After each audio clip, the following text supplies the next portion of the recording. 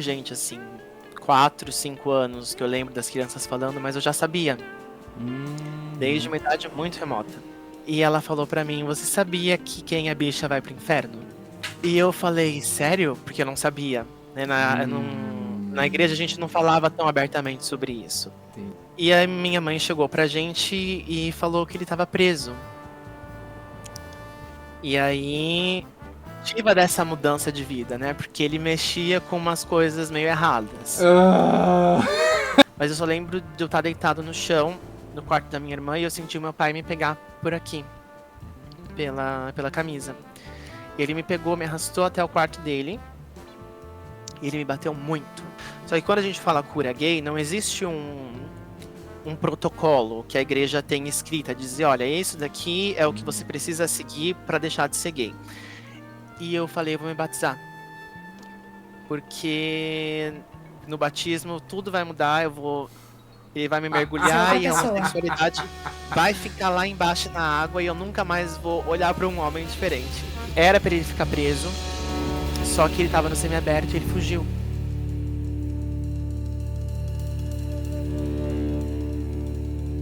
E aí, pessoal, estamos de volta para mais uma entrevista aqui no canal. A gente está fazendo várias entrevistas, então vocês podem esperar que vai ter muito mais conteúdo para vocês vindo em breve. Vamos ter entrevistas com várias pessoas de diferentes vivências para a gente falar, principalmente o que a gente fala aqui, que é sobre religião. Religião. A gente está fazendo balanço com várias pessoas sobre crenças diferentes, então nós entrevistamos budistas, agora vamos entrevistar o Vitor.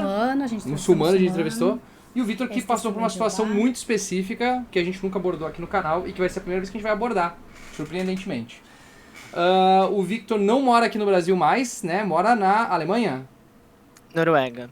Noruega, nossa, top. Eu sei que a Noruega, eu identifico a Noruega por alguns aspectos no GeoGuessr, que é o fato de que tem relevo, diferente da Suécia e da Finlândia, tem muito relevo na Noruega, Certo. e as placas não são amarelas quando tu olha as placas de números ali estão. E quando tem aquele ozinho cortado também, o ozinho cortado eu sei que é Dinamarca ou Noruega, então é fácil de ser achado aí. Sim, tá certo. A Andrea era de onde? A Andrea era da Holanda. Da Holanda. E agora tem um padre que vai ser da Alemanha, que fez seminário na Bélgica. Então vai ser a Europa está em peso aqui. A Europa está em peso aqui. Sim, Victor, é bastante. tem muita gente aí, é surpreendente. Mas vamos lá então. O Victor vai falar sobre uma experiência que ele passou, que foi a questão de tentarem fazer uma cura gay nele na Assembleia de Deus, que foi uma experiência que a gente não abordou aqui ainda no canal e eu queria muito falar sobre isso. E ele então procurou a gente, eu achei muito legal e quero saber um pouquinho mais. Mas antes da gente entrar nessa parte da tua história, Victor, eu quero que te apresente para as pessoas aqui e conte também um pouco da tua vivência como evangélico, enfim, como é que foi a tua vivência desde que tu te conheceu, te conhece como gente, assim. Sim. Bom, oi, pessoal, meu nome é Victor, eu tenho 25 anos, eu sou original de São Paulo, capital, nascido e crescido, vivi em vários lugares de São Paulo, Zona Leste, às vezes Zona Norte. E a igreja sempre foi parte da minha vida, né? Eu nasci na igreja. Os meus pais me apresentaram no altar. Eu também tive isso, Na é muito igreja. engraçado. Toda criança evangélica tem, né? Tem que ter, não tem como fugir. Tem esse ritual de apresentar. Então, sempre foi uma coisa muito natural para mim. A minha avó paterna é pastora. Atualmente, antes, quando eu era criança, ela não era. Ela não chego a lembrar em qual momento da minha vida ela se tornou pastora. Uhum. Mas foi em algum lugar ali entre a minha adolescência, pré-adolescência. Mas ela sempre foi muito religiosa, né? Eu lembro quando eu era criança, a gente morava na zona norte de São Paulo, e ela não tinha igreja ainda, mas ela já abria reuniões na casa dela, né? Então ela convidava as pessoas da própria vizinhança, colocava as cadeiras ali na sala, e cantava, e tinha as pregações, etc. E a minha família, né, os meus pais, a minha mãe não era evangélica, ela se converteu depois de casar. Minha avó, uma bagunça, né, a família. Minha avó Cada um para um lado, materna sim, cada um para um lado. Minha avó materna era da Umbanda. Uhum. Hoje ela não segue mais por problema de saúde, mas ela ainda acende suas velas, ela ainda acredita muito. Então sempre foi muito misturado assim, a parte da materna sempre mais para esse lado do espiritismo, da Umbanda, e a parte paterna muito evangélica, né? A família toda, minha avó, minhas tias, meus tios. E a gente cresceu, eu crescendo em uma Assembleia de Deus, que Uhum. ficava perto de casa. É daquelas do Era uma reteté, daquelas infância. bem fogosas, assim, ou era aquelas mais moderadas? Não, não, era uma mais discreta. Ah, sim, aham, tá. Tinha, assim, uns momentos mais fervorosos, mas normalmente era uma coisa mais quieta. Aham. E eu lembro que eu gostava muito da parte musical, né? Eu costumo falar que na parte da música, eu acho que não tem ninguém que combata, que faça melhor do que a igreja evangélica no Brasil, Isso é verdade. É foda. porque eles são muito caprichosos. Uhum. Esse foi a minha primeira paixão, assim. Muitas Uhum. das primeiras coisas que eu tive contato, minhas primeiras paixões foram na igreja. A música, o teatro, porque tinha, né, as peças nas comemorações religiosas. Então, muito foi através da igreja que me foi apresentado, né? Uhum.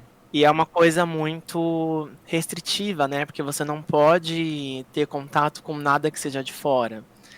Né, os desenhos, se você for assistir quando é criança, tem que ser desenho da igreja. As músicas tem que ser música da igreja. Não pode Pokémon, não pode Harry Potter, não pode nada disso. Mas eu sempre fui muito rebelde. E eu Todo mundo que a lia. gente entrevista tem isso, né? Todo mundo é muito rebelde. Nunca teve Deus de verdade, né? Sempre foram rebeldes, né? Não. Eu sempre fui muito rebelde, então eu gostava muito de ler. A minha avó materna, ela tinha muito, por ela ser da Umbanda, o pessoal da Umbanda é um pouco mais, no meu entendimento, é um pouco mais pra frente, assim, Sim, aham. de gostar de ler e de estar mais aberto para outras coisas.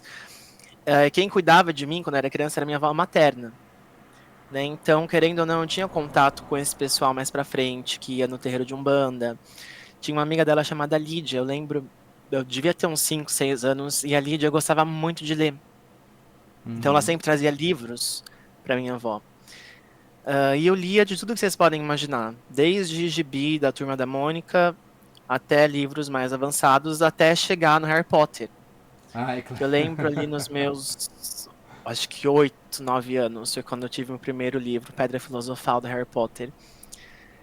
Ahn, e Se na foi igreja 8 anos, foi em 2008, né? foi 2008. Tava eu e a Maria indo assistir na cabine de imprensa o parte 2 do Harry Potter no... 2008? 2008? Não. Sim. A gente tinha recém se conhecido em 2008, no fim de 2008, Mas não que foi ano foi 2008. então?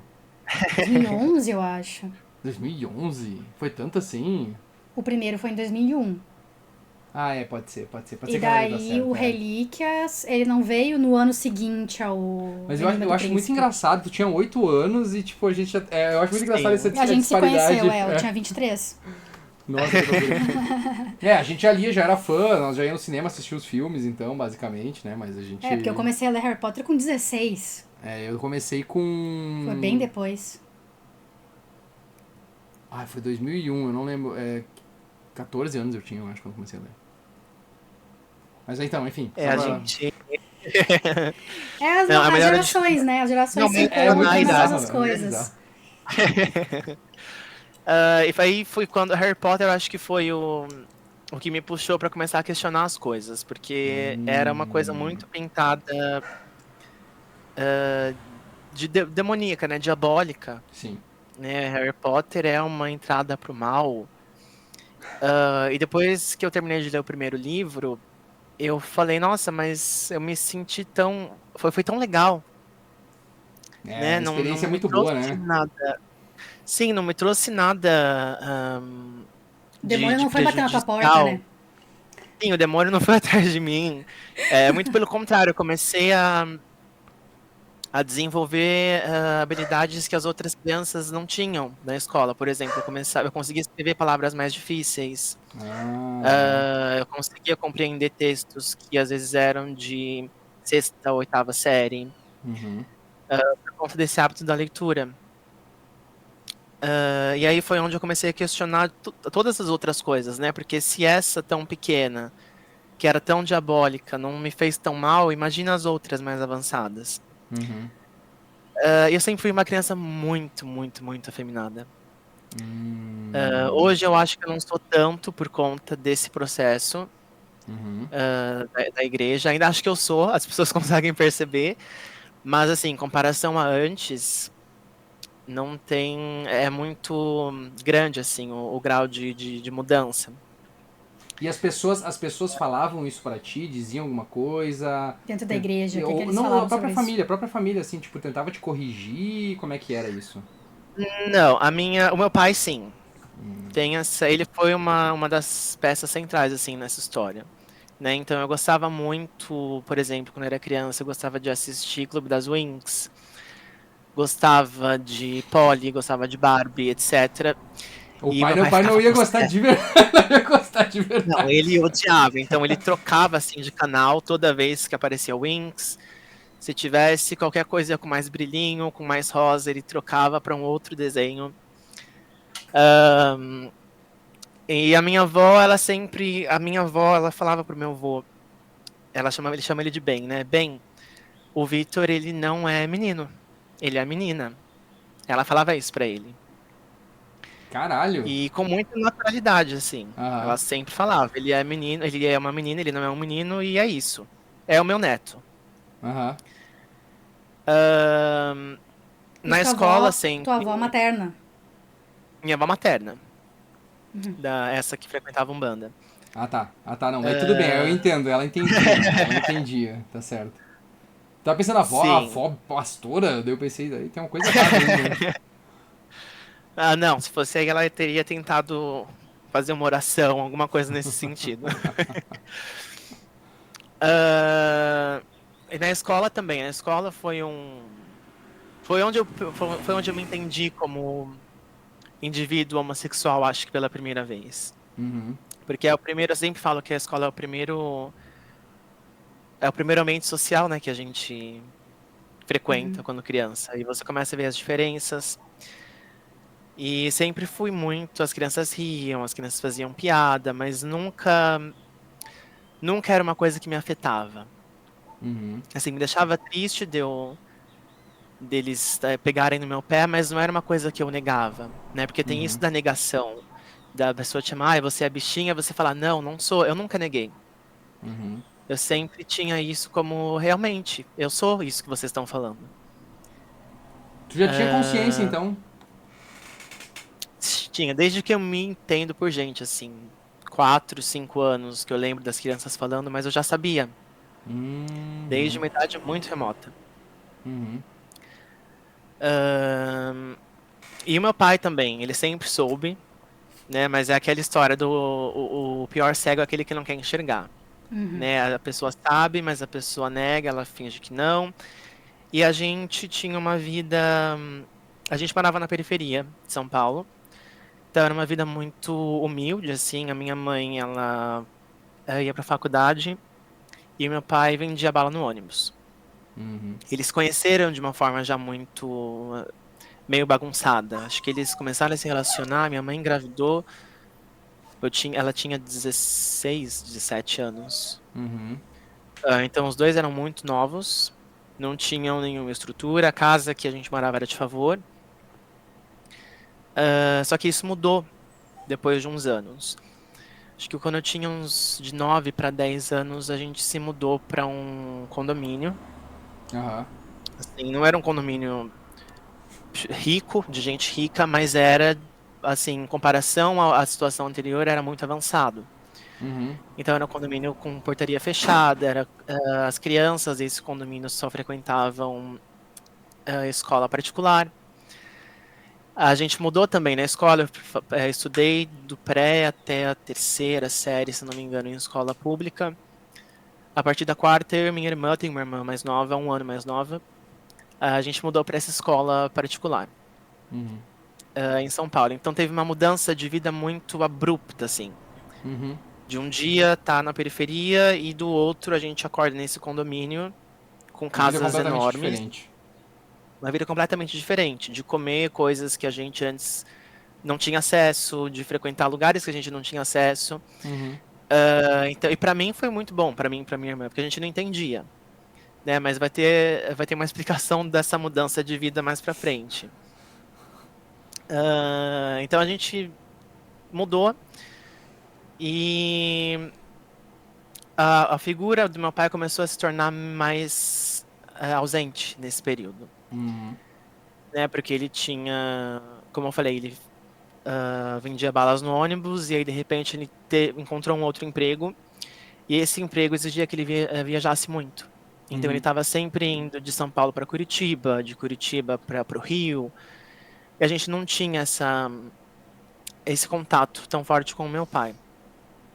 E nisso a gente continuava na igreja, eu, minha mãe e minha irmã.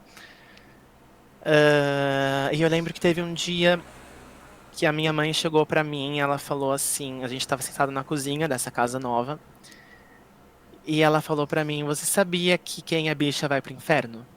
Nossa! Chegou assim na sola. Eu não lembro como a gente Caralho. chegou nessa conversa. E eu falei, sério? Porque eu não sabia. Né? Na igreja a gente não falava tão abertamente sobre isso. Entendi. E ela falou que sim, e eu lembro que eu respondi pra ela, mas e se eu gostar dos dois? Eu posso ir pro céu?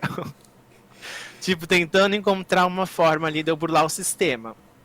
E Ah. ela falou que não, que não adiantava gostar dos dois, que era assim porque Deus fez assim. E aí, enfim, passam-se os anos, vem ali a minha pré-adolescência, 12, 13, 14, começam os hormônios a florar, os amigos começam a sair, tá todo mundo com namoradinho, com namoradinha, você fica, né, e agora? Se eu for namorar a pessoa que eu quero, eu vou ser crucificado. Se eu for namorar uma outra pessoa, que no caso uma menina, vai ser uma coisa contra a minha vontade. Uhum. Ahn, E aí, nesse tempo, eu tinha. Isso foi em 2014. Acho que era no começo, fevereiro, março de 2014. Chegou ao nosso conhecimento, o meu e da minha irmã. O meu pai já não vinha pra casa há muito tempo. Passava 3, 4, 5 meses e ele não aparecia. Caralho. E a minha mãe chegou pra gente e falou que ele estava preso. E aí vem Meu a Deus. justificativa dessa mudança de vida, né? Porque ele mexia com umas coisas meio erradas. Ah, que merda. Sim. E aí por isso essa A, essa mudança a brutal mudança de abrupta. vida. Sim. Tem uma coisa que eu esqueci de contar, voltando um pouco, lá para 2010. Ah, Teve uma época que a gente se aproximou muito, eu e meu pai. Né? Às aham. vezes, a linha do tempo, às vezes na minha cabeça, ela é meio Confusa. Uhum. bagunçada. Acontece, acontece, Sim, que acontece. eu tendo a esquecer um pouco desse período da minha vida. Bem traumatizante. Mas tem uma época que a gente se aproxima muito, ali em 2010, eu tinha de 9 para 10 anos, e ele me levava nessas viagens Ah. de trabalho, Ah. porque ele achava que ele precisava estar mais próximo de mim, porque eu precisava ter um exemplo masculino. Sim, um clássico. Ah, é o clássico cidadão de bem, tá de família tradicional brasileira. Nossa, é perfeito, Exatamente. né? É o exemplo perfeito. E a gente ia muito para Curitiba nessas viagens, e ele me apresentou uma amiga, 10 anos mais nova que ele devia ter 29 na época, ela tinha 19, e era uma menina linda. Não sei se posso, não vou falar o nome dela, mas ela era muito simpática, ela era muito, muito, muito amável. E aí ele confessou pra mim que ele tava tendo um caso com essa menina. Meu Ele Deus! casado com a minha mãe, Cara dura, na cara dura. pra vocês terem noção. Sim, é homem. É homem, tem que mostrar que é Macho. homem. Tem que ter mais de uma Sim, mulher. exatamente. É homem, eu tenho mais de uma. E ele sempre me incentivava, ele flertava com as meninas na rua, ele falava, aquela ali é bonitinha, aquela ali é gostosa. E eu me sentia muito, muito dividido. Até hoje eu acho que eu carrego um pouco de culpa disso, porque eu não contei pra minha mãe. Hum. Ela lá em casa, e aí eu voltava e levava a minha vida como se nada tivesse acontecendo. Meu pai lá com a outra. Só que e ele nunca foi muito assim de demonstrar afeto, justamente por eu ser essa criança mais diferente. Uhum. Então ele sempre era mais. Eu sentia que a nossa relação era muito compensatória. Eu tinha que fazer coisas pra ele me dar pequenas recompensas. Ah, sim. Aham. Então era sempre tudo primeiro pra minha irmã. Né? Se Uhum. tivesse um computador, os dois iriam ganhar um computador, mas a minha irmã ia ganhar primeiro. Uhum. Se tivesse uma bicicleta, a minha irmã ia ganhar primeiro. Uhum. E pra mim viria depois, 3, 4 meses depois. Então eu sentia que essa era uma forma dele me punir. E nessa época que ele me apresentou essa moça, era diferente, eu ganhei muitas coisas. Então ele comprou muitas roupas novas pra mim. Eu ganhei 2 videogames novos nessa época. Caralho. Enfim, muitos presentes assim. Subornos a gente pode Então, chamar, né? O famoso sim, muitos suborno. Né? subornos. Então eu me sentia dividido de, poxa, eu não conto pra minha mãe, mas ao mesmo tempo eu tô recebendo esse amor na minha cabeça de criança. Agora ele tá me amando, Sim, Uhum. né? Então era muito ficar entre a cruz e a espada, assim. Eu conto pra ela e ele acaba com esse amor. E aí eu não conto e ela de repente descobre que foi o que aconteceu depois.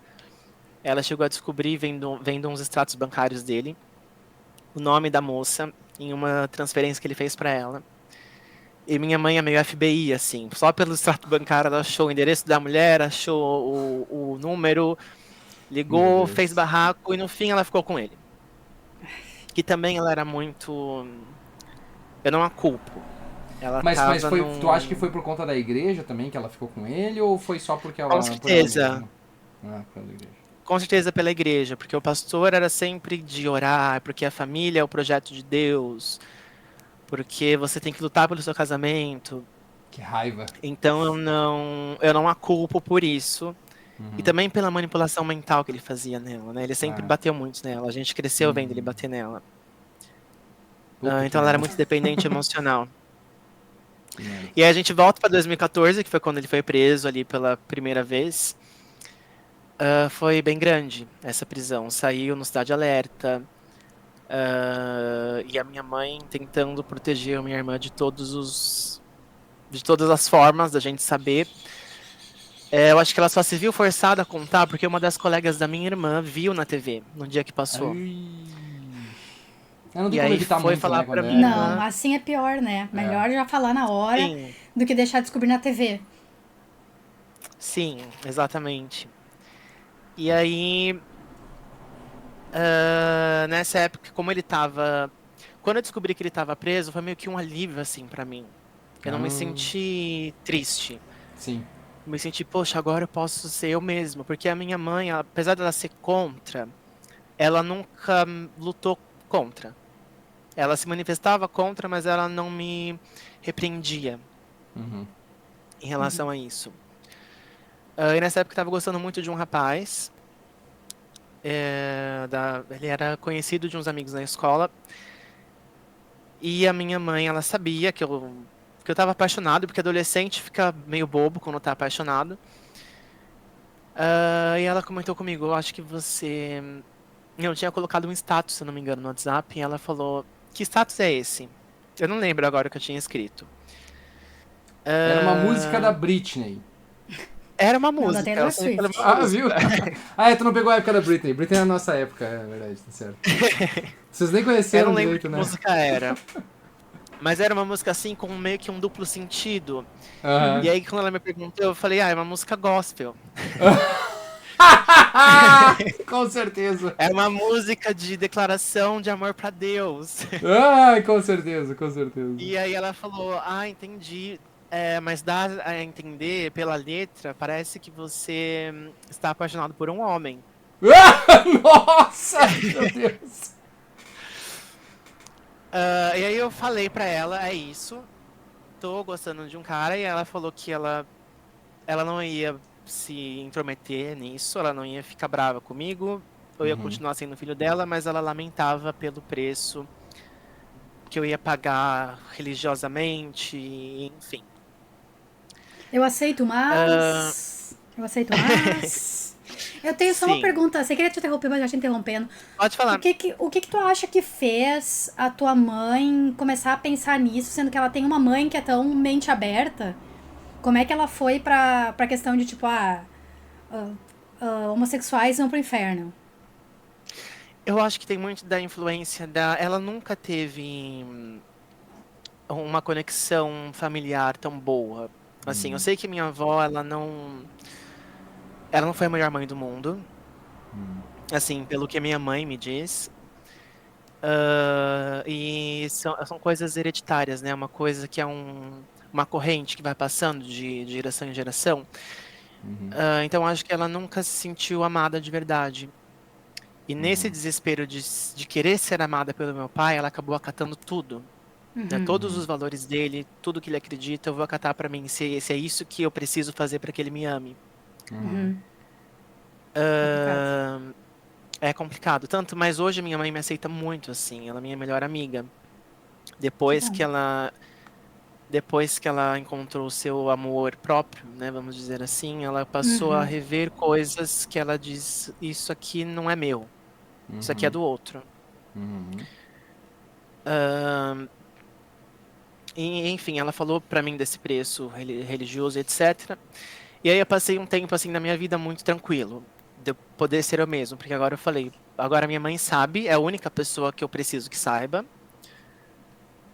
Então eu vou viver minha vida. E nisso eu tinha 14 anos. E aí eu contei para os meus amigos da escola, que também eles já sabiam. Todo mundo já E eu sabia, comecei a viver. Todo nossa. mundo já sabia.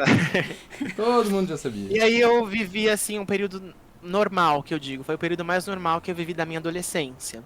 Mas Eu como é que era na consegui. igreja nesse período? Então, nessa época a gente tinha se afastado um pouco. Ah, A tá. gente não estava mais frequentando tanto. Então eu consegui viver uma vida normal, de assistir os filmes que eu queria, de ler os livros que eu queria. E aí passaram-se 7 meses. Em dezembro, foi dezembro de 2014, meu pai saiu da cadeia. E a gente foi passar o final de ano em Jundiaí, que a minha família é de Jundiaí. E nessa época eu tava não era um namoro, mas era um rolo que eu tinha com um rapaz. Ele era um pouco mais velho, eu tinha 14, ele tinha 18, 17. E o meu pai percebeu que eu tava muito vidrado no telefone. Muito. Eu não conseguia nem passar assim, o Natal e o Ano Novo, conversar 15 minutos com a família. Eu precisava estar no telefone. E aí, nessa viagem de volta de Jundiaí, São Paulo, ele falou: Você está muito vidrado no celular. Eu quero o seu telefone porque você precisa socializar mais com a família. E a minha mãe sabia a minha senha. Aliás, não era uma senha muito difícil, era bem óbvio, na verdade, era o aniversário dela. E aí eu desapareci porque era período de férias de escola.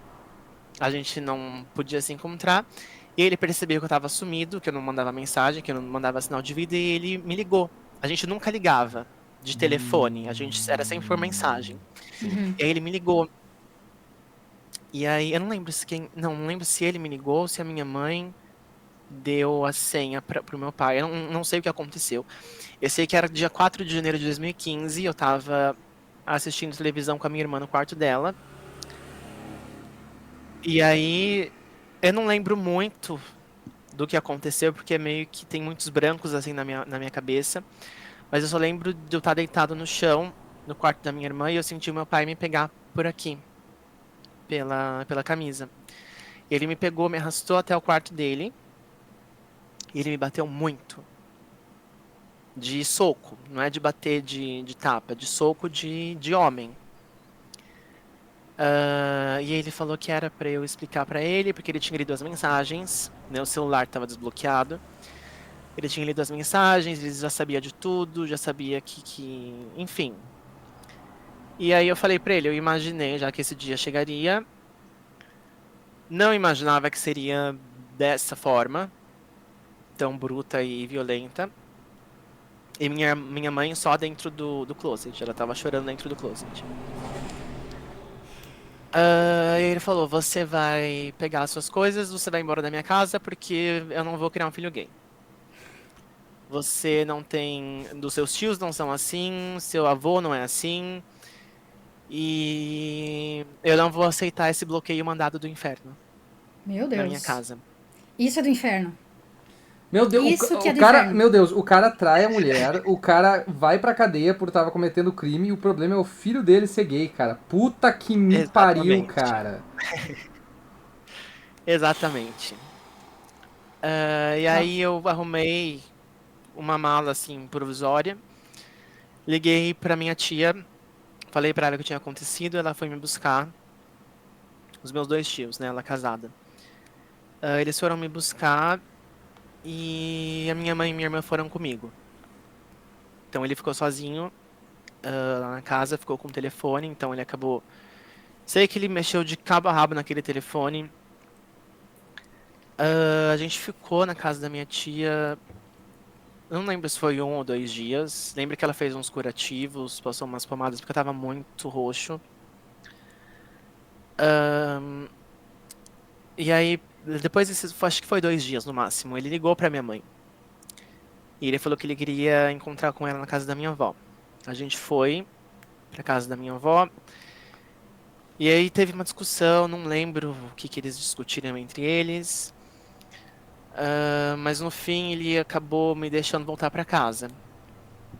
Ele falou: você vai voltar pra casa, você pode morar comigo, só que aí ele colocou uma série de regras que eu teria que seguir pra morar com ele novamente.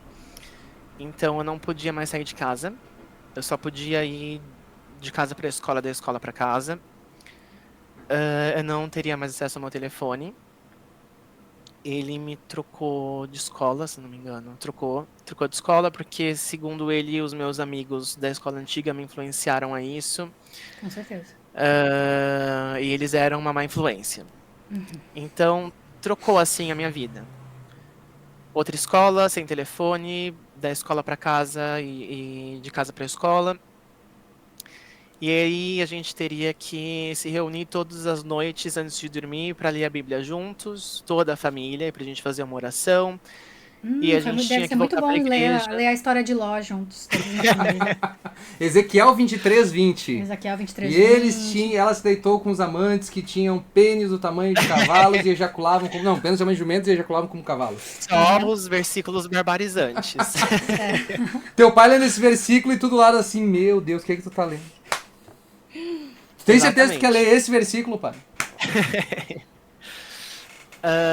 E a gente teria que ir pra igreja, então eu tinha um cronograma muito restrito. Né? De terça era estudo bíblico, de quinta era culto da família e de domingo era culto também. E aí eu entrei pro grupo de louvor, então sábado tinha ensaio. Então eu praticamente morava dentro da igreja. Era assim a semana toda na igreja. E aí ele costumava me levar pra escola. Eu costumava ir de ônibus antes, mas ele passou a me levar. Porque ele tinha medo de eu desviar o caminho pra eu encontrar alguém. Meu Deus do céu. Então ele tinha muito pavor, assim, receio de alguém me tomar dele. E todos os dias antes da escola, né, aliás, no caminho da escola, ele deixava impresso um estudo bíblico diferente acerca da homossexualidade sob a visão da Bíblia. E eu tinha que ler esse estudo no caminho para a escola. E isso foi uma coisa. É um exercício que você vai fazendo e isso vai entrando na sua cabeça. Né? Você vai lendo isso todo dia e você começa a virar um papagaio. Chegou uma hora que eu sabia de cor já as coisas, porque os versículos não são muitos na Bíblia, né? Eles acabavam se repetindo. Sim. Então meio que já sabia o que o autor ia dizer ali. E aquilo começou a entrar na minha cabeça. E aí o pastor veio conversar comigo. Não sei se meu pai pediu, com certeza deve ter pedido. Com certeza, com certeza. E ele me pediu para eu sair das atividades que eu fazia, porque eu dançava nessa época. Eu fazia aula de circo e eu dançava jazz. E eu era muito bom nisso. Normalmente eu não reconheço as minhas habilidades, mas eu era muito bom. Eu era contorcionista no circo. Nossa, que doideira. Legal. Então eu tinha essa habilidade com o meu corpo que acabou se perdendo porque o pastor disse não. Você não pode mais fazer porque esse é um meio onde existem muitas pessoas como Uhum. você. Ele falou assim. E eu acho que para você conseguir, enfim, se libertar disso, não é legal que você continue no meio. Pra você ir pro céu, você tem que ser miserável. Bem-vindo à igreja. Exatamente. Então eu acabei Onde é que já se perdendo viu homem muita. rebolando, Maria? Homem não pode rebolar. Então eu acabei perdendo Fala isso muita pro jacaré. oportunidade, assim, de audição, de circo, porque eu já não conseguia mais fazer as coisas que eu fazia antes por falta de prática. E por falta de tempo também, porque o tempo que eu tinha para praticar agora eu estava na igreja. Coisa boa. E aí isso entrou na minha cabeça e eu falei, não, realmente tem alguma coisa errada. Eu preciso mudar. E aí o processo da cura gay, né, que é o que as pessoas, existe muito debate em relação a isso. Só que quando a gente fala cura gay, não existe um protocolo que a igreja tem escrita, dizer, olha, isso daqui é o que você precisa seguir para deixar de ser gay.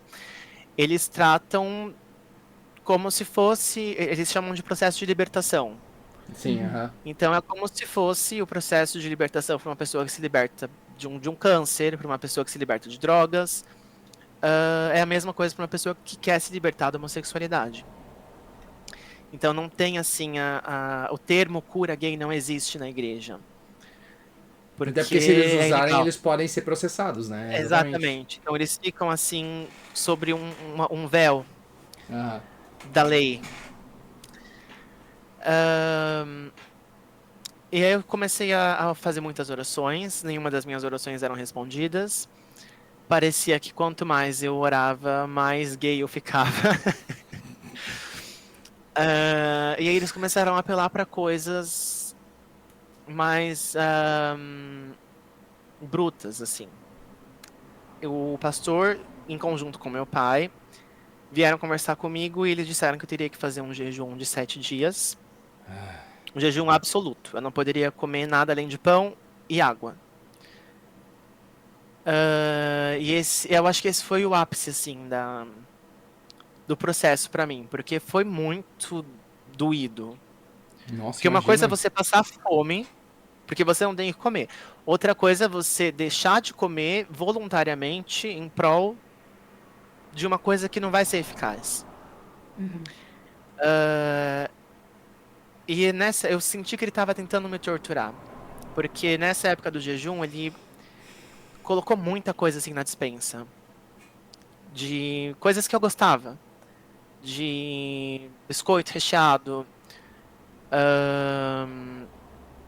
Não Pra consigo te não vem testar. na mente agora coisas. Para me testar. Coisas que ele sabia que eu gostava. E nessa época, nesse período do jejum, lembro que minha avó tinha feito uma feijoada. E feijoada é meu prato favorito. Meu E eu não Deus do podia céu. comer. Que ótimo. A minha avó materna, né, no caso. Sim. Eu lembro que ela ficou até sentida que eu não comia feijoada, porque é assim, Jesus volta se o Victor não comer feijoada. Eu não comi nesse período. E eu comecei a ficar num processo de dependência que eu só chorava, eu só ficava dentro de casa. Só que ao mesmo tempo que a igreja era o que me batia, era a mão que me acariciava também. Sim, aham. Porque Morde a você tem sopra, né? ali. Sim. Então você fica dependente daquilo, porque ao mesmo tempo que isso tira de mim, isso também me dá. Ao mesmo tempo que isso aqui é o que me mata, é o que tá me mantendo vivo. E eu não conseguia sair. E era uma sensação de culpa muito grande que eu carregava. Porque eu acho que eu não consigo descrever. É a mesma coisa. Teve um amigo meu que descreveu isso como colocar lente de contato. Né? Alguém diz pra você que a sua cor dos olhos, você tem olho azul, e isso é um pecado. E aí você coloca uma lente de contato de uma outra cor, só que você não pode ficar com aquilo ali para sempre. Né? Porque a lente infecciona, a lente vai atrair muita proteína, você vai precisar tirar uma hora. E quando você tira, você se envergonha. Então eu sentia muita vergonha toda vez que eu, não sei, olhava para um rapaz e eu achava ele bonito. Ou toda vez que É eu... como eles te controlam, né? A ideia de botar a culpa ali, tu Exatamente. não consegue... Tu mesmo, o teu relato é muito interessante porque, tipo, tu nunca sentiu problema pelo fato de tu ser quem tu é, e aí a igreja simplesmente botou na tua mente que não, isso é um problema e tu não vai conseguir... Tu vai carregar isso pra toda a tua vida e tu precisa te libertar disso. É tipo, é criar um Exatamente. problema que não existe. Porque é assim que eles funcionam, entende? Eles criam um problema que não existe, para o qual só eles têm a solução. Exatamente. Aí é fácil? Sim. Eu me sentia... Vocês sabem aquela série... Ai, como é o nome? The Handmaid's Tale. Sim, aham. Eu me sentia como a protagonista na série. Porque você tá ali dentro daquele lugar e não tem pra onde você fugir. Ou se você fugir, você morre. Que é mais ou menos isso que eles fazem você se sentir. Existiram vezes que eu saía da igreja, que eu ficava assim, 2 semanas sem ir, 3 semanas sem ir. Mas eu me sentia culpado. Porque eu sentia que ele estava vendo, né? Que Deus estava vendo. E isso é uma coisa que é trabalhada na gente desde muito pequeno, né? Tem uma Sim. música, inclusive, do Diante do Trono, que fala isso. Não dá pra brincar de esconde-esconde com Deus. E isso é uma música pra criança, É gente. verdade. Quem pecar vai Não pagar, quem pecar vai morrer. Exatamente. Não dá pra brincar de esconde-esconde com Deus. Não dá pra viver nem fugir do Senhor. Não importa onde eu for, Ele olha pra mim. Essas músicas assim Então são eu tinha boas. isso na minha cabeça. E aí eu me sentia culpado e eu voltava. E aí eu fiquei desesperado. E eu falei, eu vou me batizar. Porque no batismo tudo vai mudar, ele vai me Você é mergulhar outra e a pessoa. homossexualidade vai ficar lá embaixo na água e eu nunca mais vou olhar para um homem diferente. Com certeza, Vai funciona pra um caralho. E aí fiz toda a preparação, fui no curso de batismo. Chegou o dia do batismo, tava todo mundo, minha avó paterna super orgulhosa, minha avó materna foi também. E aí eu fui, desci, né, nas águas, subi. E aí eu subi depois, eu lembro muito dessa cena, é muito cômico isso. Acho que um dia eu vou escrever um livro sobre. Depois do batismo eu subi pro vestiário. E aí lá estavam os outros rapazes se trocando pra ir pro batismo. E aí na hora que eu entro assim, tá um irmão de cueca na minha frente, aí eu, ai Jesus. Falei, não funcionou. Preciso voltar, preciso fazer de novo. Tem que afundar de novo. Eu vou ter que Eu fiquei mais umas imaginando. 2 ou 3. Eu fiquei lembrando agora do. Tu entrando no vestiário e tu começou a tocar. Caralho, que cheiro de pica. Caralho, que cheiro de pica. Caralho. Essa é a nova música favorita do Misael muito boa agora. essa música. Cheiro de pica. Então não funcionou. Obviamente, né? A gente já esperava. E eu comecei a ficar frustrado, porque nada funcionava, nada do que eu tentava funcionava e tudo voltava, me puxava pra mais longe. E aí, quando eu fiz 16 anos, fiquei acho que 2. Não, foi 1 ano que eu fiquei nesse esquema de igreja, escola, casa. Igreja, escola, casa. Quando eu fiz 16, eu percebia também a frustração do meu pai, porque ele também percebia que não estava funcionando. E eu queria muito que funcionasse, eu queria muito ter essa recompensa do amor dele. Ainda ficava nessa necessidade, né? Porra. Sim. E aí eu fiz 16 e eu falei, eu vou arrumar uma namorada. Péssima ideia. Porque é isso. Deus vai arrumar uma moça pra mim, eu vou, enfim, conseguir construir minha família.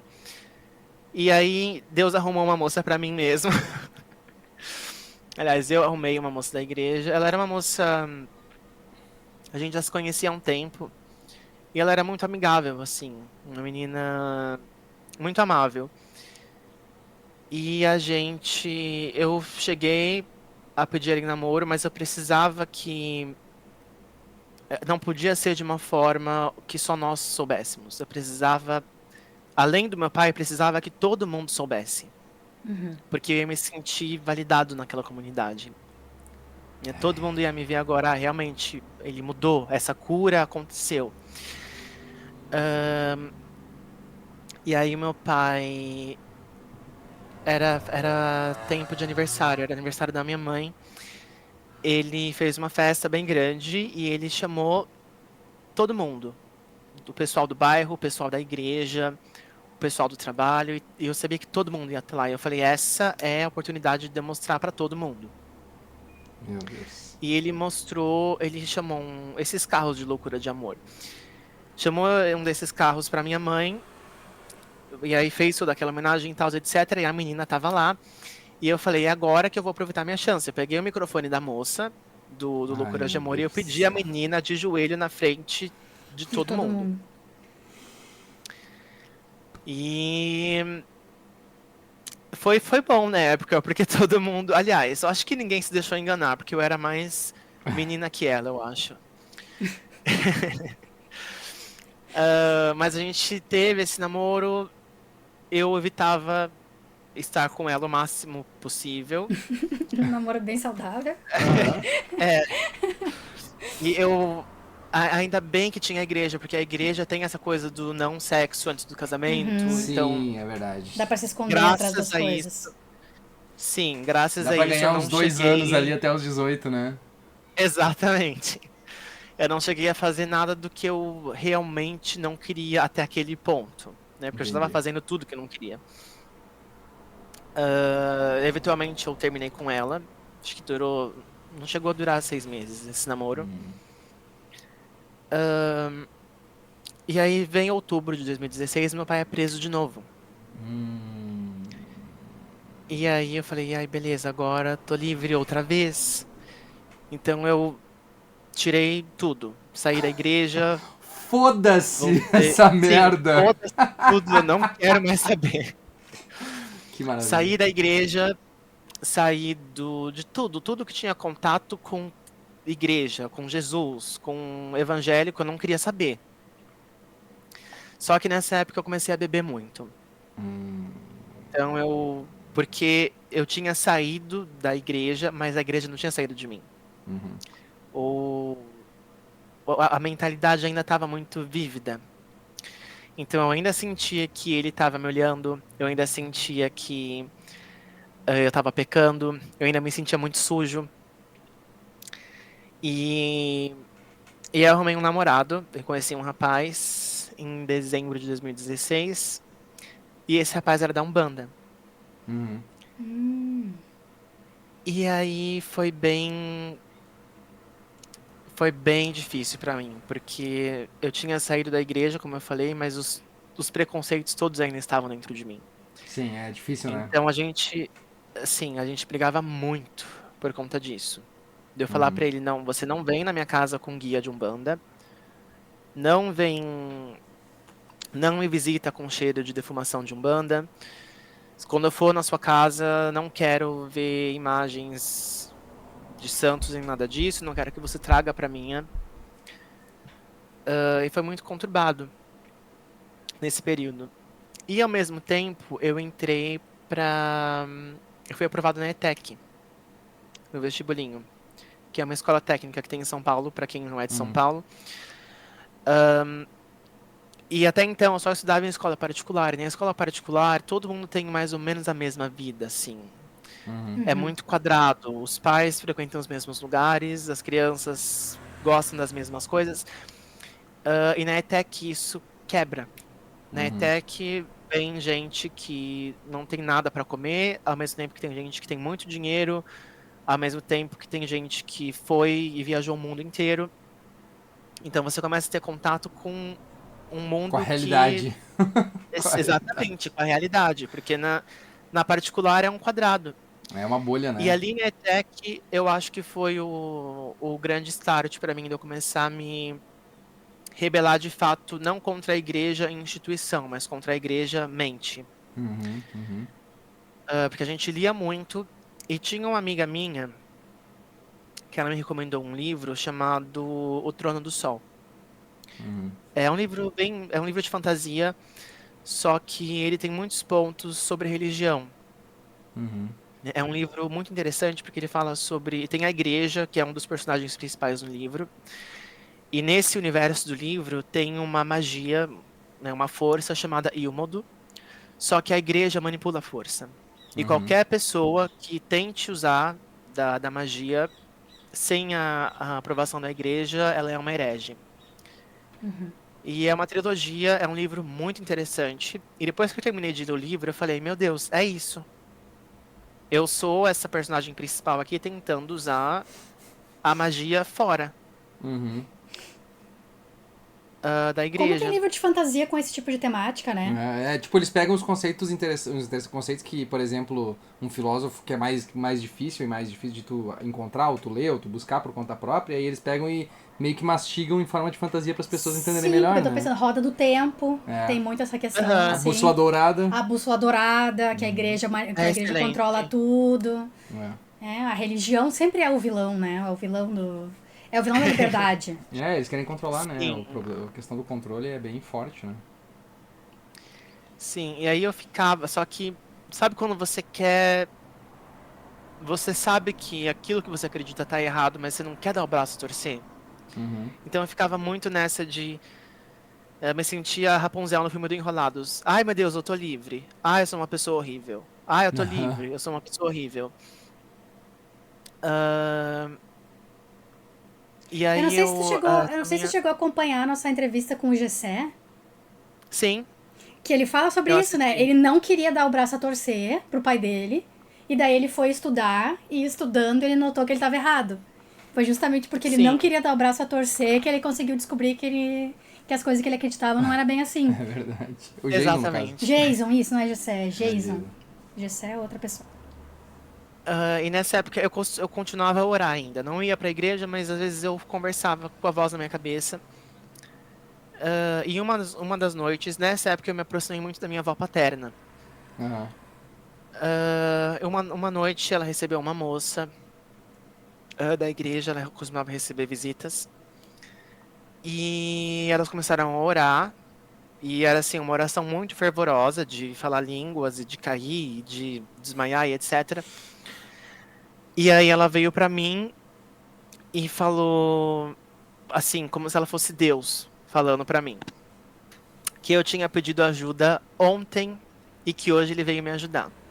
E que agora eu tava liberto disso que eu tinha pedido ajuda. O teu pai, no E caso. e foi muito, eu não sei, hoje eu acredito que tenha sido uma coincidência. Porque Sim. na noite anterior eu realmente tinha pedido. Aham. Eu tinha orado de uma forma muito, muito fervorosa para que Deus me libertasse, porque eu não queria mais. E ela veio falando isso, só que, enfim, é o que o pessoal chama de leitura fria, né? Exato. A pessoa vai pegando. Eventualmente ela vai acertar alguma coisa, né? Eventualmente Exatamente. a pessoa vai acertar. Porque é muito aberto, né? Você pediu ajuda ontem, mas pediu Tá, e o ajuda que eu pra pedi? quem? O que eu Pediu pedi do então? quê? Me fala o que eu pedi. Me Exatamente. diz que eu vou entender. Vamos ver se a gente bateu essa daí. Foi. E aí ela orou, e aí eu caí, e aí desmaiei, etc. Eu falei, agora foi embora pra sempre. E aí eu dormi na casa da minha avó. Aí acho que deu 3 dias. Um rapaz que eu tinha ficado há muito tempo atrás me chamou, a gente começou a conversar. E aí eu fui pra casa dele e a gente transou. E eu falei, não, foi embora. Não foi. Eu vou fazer um teste aqui. Deus, eu tô fazendo um teste só, Deus, pra ver se eu ainda tô com vontade. É Brinks, é figuinhas. É só pra ver, figuinhas, só pra figuinhas. ver. Aí começou a tocar. Caralho, É café que com cheiro de... leite.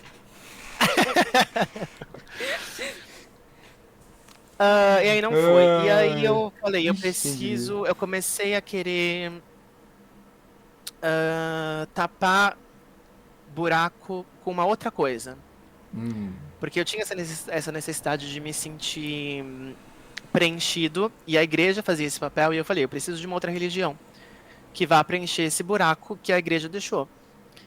E aí minha avó materna, essa da Umbanda, ela me chamou pra ir pra uma das reuniões. E nessa reunião que ela me chamou, era uma gira de Exu, e eu fui. E aí eu tava ali sentado, sem fazer nada, sem esboçar nenhuma reação, e um dos Exus que estava incorporado em um dos médiums veio falar comigo e falou: por que que você tem ódio do seu pai?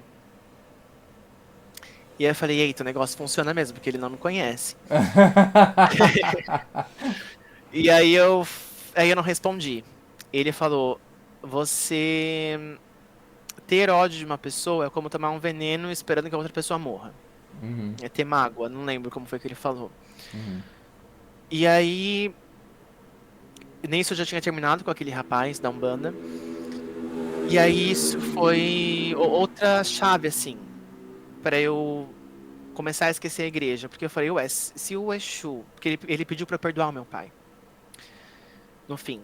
E aí eu falei: se o Exu é o demônio, por que que ele tá pedindo pra eu perdoar? Tá estranha essa história. Tá bem estranha essa Sim. história, né? E aí depois disso eu caí em um limbo de livro. Então eu li de tudo que vocês podem imaginar. Aham, Wicca, Umbanda, Cabala. E aí eu falei: eu vou entrar pra um terreiro de Umbanda. aham. Entrei pro terreiro. E nisso meu pai, ele tava preso ainda. 2017, isso. Era dezembro de 2017. Ele era pra ele ficar preso, só que ele tava no semiaberto e ele fugiu. Puta que pariu. Que coisa. Ai, que E desgraça. aí ele veio pra casa. E ele falou que ele tinha mudado e que ele tava diferente, que ele encontrou Jesus na igreja, lá dentro. Ué, mas, Ahn, ué? Outro e aí que ele Jesus? não ia mais bater na minha mãe, que ele ia se comportar, que ele ia ser um homem de bem, um Tá cidadão de bom. bem. Uhum. Foragido da justiça, mas um cidadão de bem. Exatamente. E aí isso durou. Só que aí eu tinha uma carta na manga agora, porque ele tava foragido. Então eu poderia denunciar a qualquer Ahá! momento. E aí isso foi dezembro, janeiro, fevereiro. Não durou 3 meses. Em fevereiro ele tentou bater na minha mãe. E aí nesse dia que ele tentou, já vi na minha cabeça a história se repetindo. Aham. E eu falei: não, eu preciso fazer alguma coisa. E aí na madrugada desse dia pro outro, eu acionei a polícia. Acordei no outro dia com meu primo me balançando na cama. Falaram: alguém denunciou seu pai. Porque eu fiz de forma anônima. Putz, que coisa. Putz, alguém. E aí eu nem cheguei a vê-lo indo embora. Eu só apareci na janela e eu vi ele dentro do camburão. Aham. E aí ele tá até hoje. Isso tem 8 anos. Oito, Nossa, sete ele pegou uma anos. pena pesada então, hein? Sim. Caralho. E aí depois eu escrevi uma carta falando que tinha sido eu porque eu queria sentir o sabor da vingança. Ah! Então ele sabe que fui eu, a família dele toda também sabe. Todos eles me odeiam hoje por conta disso. Nenhum Mas, deles fala comigo. Ué, mas mas eu eles, achei que eles. bandido bom era bandido Não, eles morto. são da igreja. O cara é Sim, foragido da justiça. Eles acham que tem que salvar o cara? Tem que fazer. Eu não entendi. Não tem que mas é cumprir a porque lei? tem uma retroalimentação disso. A Sim. minha avó paterna, ela sabe os três filhos, é o meu pai e mais 2 tios meus. Os três são envolvidos com crime. E ela tem benefícios disso, né? Uhum. Da vida no crime. Como sempre, Ah, sempre uma então, família assim, Caralho, ela não, não. cidadãos de meu bem, Deus, cidadões de e se ela é bem. vó, e ela é pastora e ela se beneficia, meu Deus do céu! É uma grande Clássico, clássico. quadrilha, né? É uma grande quadrilha, a família. Como não A quadrilha ser em ateu? família. Como não ser ateu? E aí nisso eu entrei nesse terreiro, eu acabei ficando um tempo, mas aí depois eu vi que eu tava entrando em uma outra prisão, Uhum, que eu via coisas que aconteciam na igreja se repetindo da mesma uhum, forma, mas com um contexto diferente. E aí eu falei, não, isso não é pra mim. Religião, em geral, não é pra mim. Eu abri um canal no YouTube em 2020, ali, quando começou a pandemia, era um canal de tarô. Uhum. Isso foi o que me sustentou. Eu monetizei esse canal, ele me sustentou durante um tempo. Só que até o tarô foi uma coisa que eu meio que não é pra mim. Uhum. Porque eu sentia que eu tava fazendo ali no YouTube o mesmo papel do pastor, É. só que com um público Uhum. diferente. Né? Porque as pessoas elas estavam ali pra me ouvir e elas queriam ouvir alguma coisa que acalentasse o coração delas, mesmo que aquilo fosse mentira. E 2020 ainda, a época da pandemia, todo mundo queria ouvir isso, né? Todo mundo tava buscando alguma resposta, Exatamente. né? E ainda que eu acreditasse no tarô, e eu acho que o tarô, eu acho muito interessante. Eu tiro coisas Uhum. muito positivas, assim, do tarô pra mim, de lições e reflexões, mas fazer isso pra outras pessoas, não. Não é uma coisa que eu gosto. E aí eu vim parar aqui na Noruega, justamente por conta da internet. O meu marido, na época, ele me assistia no meu canal, eu tinha legendas em inglês. Uhum. E ele me contatou no Instagram, falou que ele assistia, que ele gostava do meu conteúdo, que eu falava, porque eu falava de outras coisas também no canal, sobre música, dava indicação de livro. E a gente conversou, conversa vai, conversa vem, ele me chamou para passar o Natal aqui. Eu vim e nunca mais voltei. E foi assim, não volto mais. Pronto, tá bom aqui agora. Exatamente. Bah, que E louco. é uma coisa que eu gosto muito aqui, porque aqui não tem essa coisa da igreja Uhum. intervindo em como a sociedade vai funcionar. Uhum. Eles são meio ateus, assim, não acreditam em nada aqui. Sim. Coisa boa. Ai, que sonho. Ai, que sonho ter uma sociedade assim que não acredita em bosta nenhuma. É, que é complicado, né, cara? Nossa, a gente vê tá tão entranhado na nossa sociedade, assim, esses preconceitos cristãos que mesmo quando tu tenta desmistificar para as pessoas que são da igreja, eles simplesmente não aceitam. Tu vai lá e mostra, cara, mas a tradução da palavra que tu tá usando, por exemplo, eu tava vendo até hoje um vídeo do Berloffa, e ele tava falando assim que, tipo, a tradução da palavra afeminados tá errada, não é sobre isso que tá falando a Bíblia, não é sobre Uhum. gay. E aí, mas tu não adianta, cara, tu esfrega na cara das pessoas, elas não querem, elas querem que o preconceito delas seja validado pela Com religião certeza. delas. Então, Porque daí elas podem pensar que, tipo, eu sou ruim, mas pelo menos eu não sou gay. é umas coisas Entendeu? assim. Exatamente. E aí eu Elas posso se É sentem julgar a, essa melhor. pessoa é a necessidade de se sentir diferente, né? De se superior, se sentir sentir superior. separado. É. E é uma Ah, coisa que eu é. falo também quando a pessoa, eu vejo muito acontecendo isso na internet, tá passando por um processo de cura gay, né, entre aspas. Ela normalmente é muito criticada, né? Existe o caso da Cat Lares, eu não sei se vocês já viram.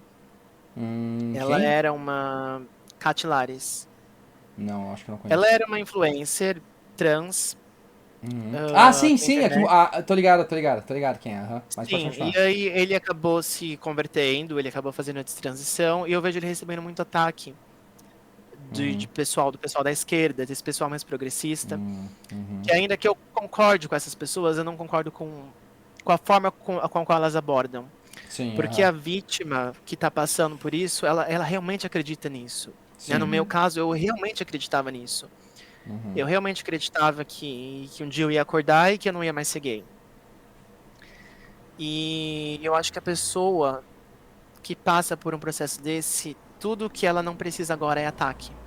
Sim. Então, quando isso vem parar nas minhas mãos, às vezes, de eu conhecer alguém que está passando por esse processo, não vai adiantar eu falar para a pessoa, ai, larga isso, ou isso é mentira, ou isso é manipulação da igreja para sua cabeça, porque a pessoa quer acreditar naquilo.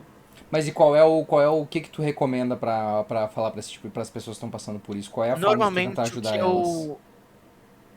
normalmente eu trago formas da pessoa enxergar a própria situação em um outro contexto.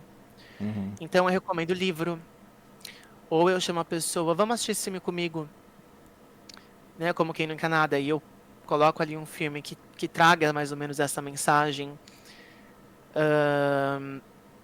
Eu falo para a pessoa buscar conhecimento. Sai da sua parede, estuda outra língua. Não precisa nem necessariamente ser um livro que fale sobre religião. Mas vai estudar outra língua, ou se dedique a alguma coisa que você goste de verdade. Um hobby, uma música, um esporte.